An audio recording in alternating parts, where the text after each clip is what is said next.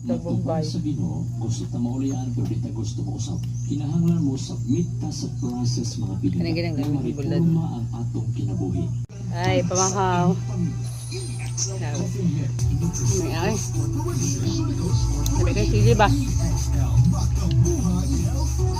Kulang-kulang sili oh.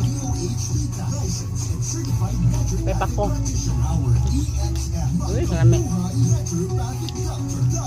Lalo sa palibot ng sudan.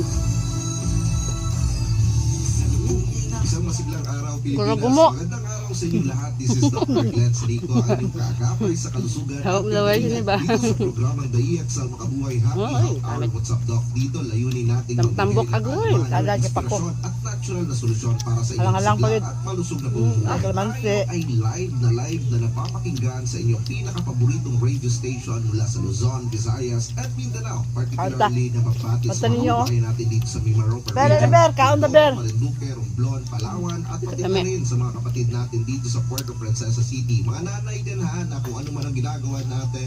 Mga tatay naman habang Kalungit pa, sila oh. nagtatrabaho, Dessert. kuya, ate, lolo, mga tita. Yan And na. of course, sa lahat ng mga tsuper natin nagmamanayo, ingat-ingat po sa biyahe habang kayo po'y nakikinig sa ating kalamang pagkalusugan Ay, sa may mga ay. oras nito. Napilit na babang halang ba? Kasi para sa isang masigla, mas malusog at May chili masayang garlic. buhay para sa bawat Pilipino.